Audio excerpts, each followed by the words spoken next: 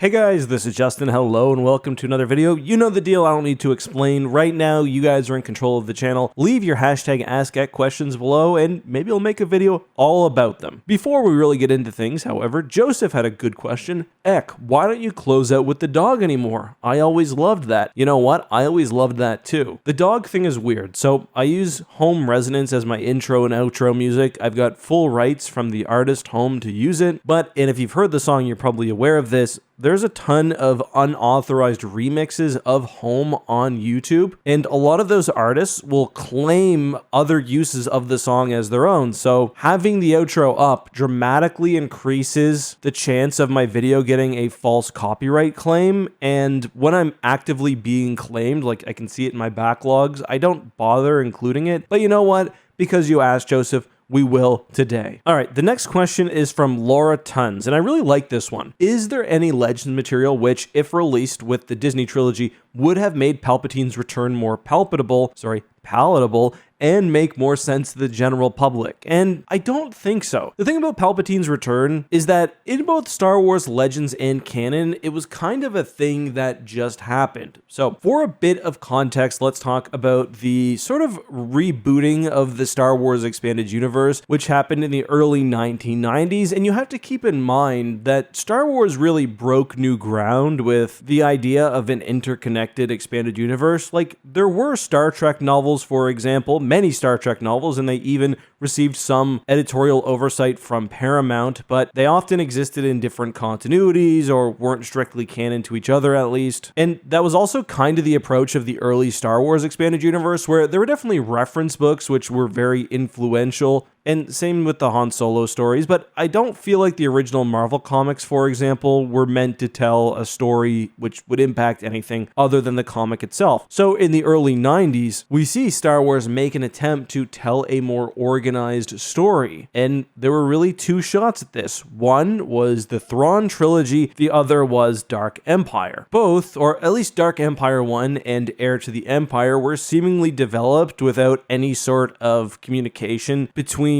Tom Veitch and Timothy Zahn, and they both offered very, very different avenues for really jump-starting this expanded universe of storytelling. Both the comic and the book were also very successful, although the Thrawn trilogy was astounding, really revitalizing interest in Star Wars, and I'm guessing that's why Dark Empire ends up making all the concessions. Thrawn is not mentioned in the comic itself, at least not that I remember, but he is referenced during the initial crawl for Dark Empire. Later, the twins Jason and Jaina, created really in The Last Command, are featured in Dark Empire 2, whereas again, Timothy Zahn and the Thrawn trilogy make no reference whatsoever to the events which will come in Dark Empire, and I've always felt like there was a bit of a rivalry between the two authors, again, both trying to set up the expanded universe in their own way, both offering very different visions for what the future could look like, for how storytelling could progress after Return of the Jedi, and obviously Timothy Zahn won out, and Heir to the Empire really was the template for the expanded universe moving forward. There are even a few occasions where it seems like Timothy Zahn is poking fun at the idea of Palpatine returning, and it's really something, despite the magnitude of the event, which doesn't come up very often. Occasionally you get references to Coruscant being battered during the early stages of Operation Shadow Hand, or brief references, I'd say most commonly, to Luke temporarily falling to the dark side. But tonally, Dark Empire is very, very different than the rest of the 90s expanded universe content. So it kind of lives as its own thing, which again is strange because it is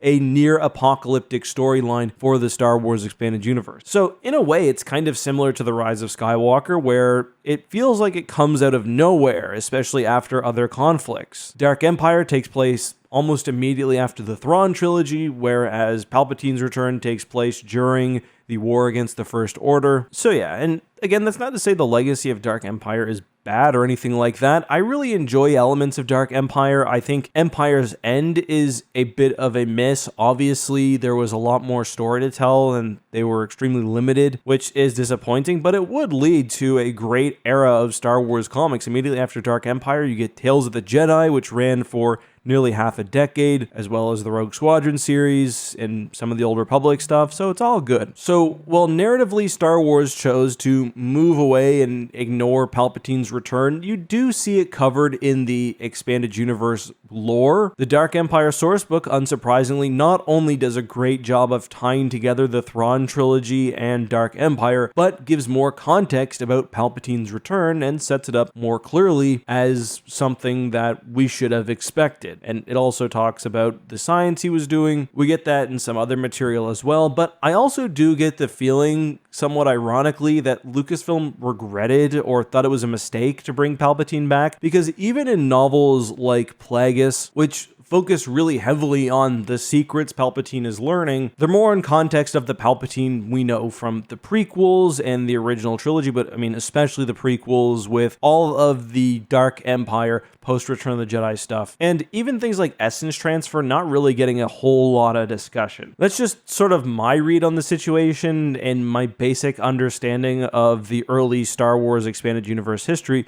Well, not early, the early stuff is separate, but I guess the early 90s stuff. So yeah, it's really hard to think of a single document that you can import into Star Wars canon to have Palpatine's return make sense, because it is something I think you need to establish with time. Honestly, I'd say, funny enough, the Aftermath trilogy probably is the closest, because it hints at Palpatine having some secret plans and a strategy for what would happen after his death. The only thing is, I don't think that Chuck Wendig really knew what that was. It was sort of a thread he dropped for other authors, but which didn't get picked up to the degree that I would have hoped for. And obviously, now we're getting a bit of that with The Bad Batch and The Mandalorian. The problem was, and I distinctly remember this era, even though some of it was before I started YouTube, that I felt like all of these things in the novels weren't going to matter. I was a bit jaded, but I felt like there wasn't a whole lot of discussion between Chuck Wendig or the other early Star Wars authors and where the franchise was going. I think I probably knew as well that maybe the whole thing wasn't mapped out yet, and that was disappointing, because it did feel like when you read Star Wars Aftermath, especially Book 3, that there was a mystery to unravel there. And I think if they had kept the exploration into Palpatine's observatories, the secrets he was hunting for in the unknown regions, and his mapping of the area near the edge of space, then I think we could have had a return which was maybe a bit more believable given the full context. But I intended to answer 2 questions today. I kind of just yapped, so you'll have to take my dog question from the beginning as the second. Again, if there's something you'd like to see me cover in one of these videos, don't just comment it. You need to include the hashtag AskEck. That is how I filter through my comments to find it. I do try to read as many comments as I possibly can, but like in the last video, for example, there were only 3 hashtag AskEck questions, so each one had a really good chance of being answered. That's all I've got though. I'll see you soon. May the Force be with you.